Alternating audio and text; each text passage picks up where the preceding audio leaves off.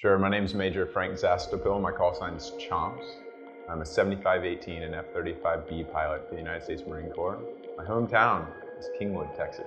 So the significance of VMFA-542 participating in Nordic Response 24 is utilizing all of our F-35B assets, utilizing a joint force environment, interoperating with the Norwegians, the Finns, the Swedes, the Brits, all in this big environment in the Arctic Circle. Going somewhere we haven't necessarily been before, utilizing a command and control structure to be able to implement our big warfighting weapon, the F-35, and multiple other attack air platforms across an environment that we may not be able to do back home in the United States.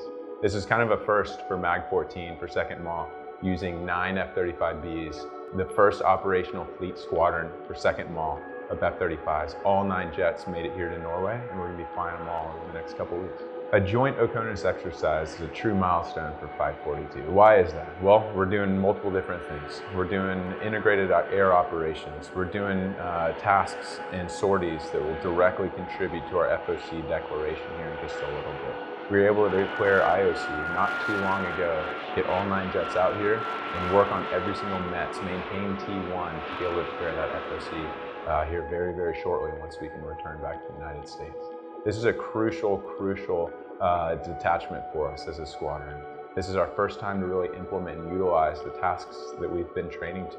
It's the first time that we as a unit, we as part of MAG-14 have been using the F-35 in an environment that we haven't been able to do.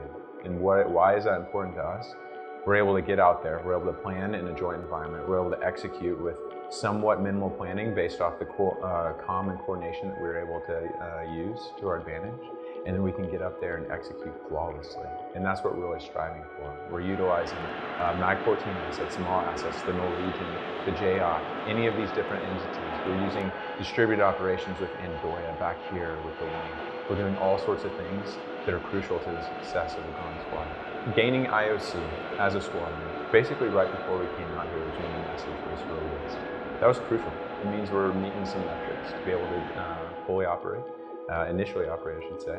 And then once we can gather those and continue to build on that, we become FOC very shortly. And then we can utilize this F-35 to the full fleet operational capability that we're designed for. We're still a growing squadron. We still don't even have all of our pilots here, but we're very, very close. And this is kind of that one last jumping stone that we can use to our advantage to make sure that that does happen.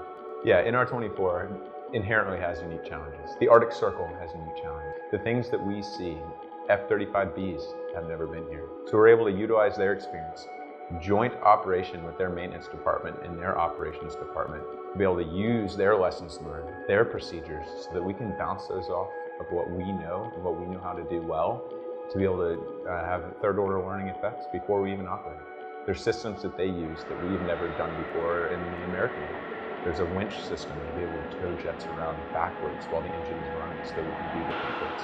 There's airfield operations and ice, snow, utilizing chemical de-icing agents that we aren't used to. So all of these challenges have just been something that we can find, fix, attack, and then execute. Basically the same day. And that's what we're learning in these first few days. It's a relatively short exercise in the grand scheme of things, but it's a rapid learning curve for what we can do. But that template we're able to use right here for these challenges, snowy environments, utilizing hill taxis with the jets, utilizing these different communication structures that we have established with the NATO parties, etc., is really going to amp us up getting back home for FOC. The Norwegians are fantastic to work with. We have had an excellent experience. We've been here about a week for some of the jets, some of the pilots, some of the crews, a little bit longer than that for some of our ADVON folks. And they've been nothing but hospitable to all of us. Anything that we have asked for, no joke, anything that we have asked for help, for assistance, for guidance, for advice, for gouge, anything, the Norwegians have been an incredible asset to use. This has been a true joint environment so far. We have issues with something, we can call any of the Norwegians that we've come across, and no joke, they will show up and help us plan for a flight, or they'll help us with a maintenance evolution. We'll have interoperability out there on the flight line every single day. And that's been crucial to the success so far. I expect 542 to gain a lot from working with a joint environment with the Norwegians and the Finns, etc., all the NATO players that are participating. Those different things are going to come into something as simple as a different accent on the radio, something as simple as that in reality, to a different call sign on the ATO that we may have seen, to different operational capabilities that we can apply, to different security levels that we have to now work through on a joint environment, to the actual tactics that we're going to execute in the air, to the maintenance procedures that we use on the deck, and utilizing that across the forces, the joint forces, to come to some sort of agreement on how the best way forward is. Something that we can take away from the maintenance side is we have all these procedures we're learning for the Norwegians about airfield operations that we've never seen before. Now we can directly apply those to different air bases that we may go to in the future and be immediately successful because we already have that kind of process in place to do so. The Norwegians have been extremely beneficial on air operations in different environments and working in the high north. That's something that me personally, don't have much experience in. This squadron doesn't have much experience operating in the high north because this is the first time to ever come up here as an F-35B unit. And to fly around these different regions, fly around the environments, see different threat emitters as they may pop up, see different airplanes that are flying around up there, and seeing how that all integrates into one is a very unique aspect. The F-35 brings a unique 5th generation capability in Nordic Response. We bring that asset that is the top of the line, technologically advanced aircraft into the battle space. We're able to utilize that to the max extent possible to find whatever the situation, whatever the scenario is going to throw at us. We can now utilize the sensors, utilize fusion to our advantage to help build the situational awareness for every single person in that battle space. We can use that to feed information back to the command and control functions so that we can pass that information to others. We can help clear an entire lane with air assets, and we can also attach strategic simulate sandtraps to help the I think Nordic Response is going to be the best second model in my 14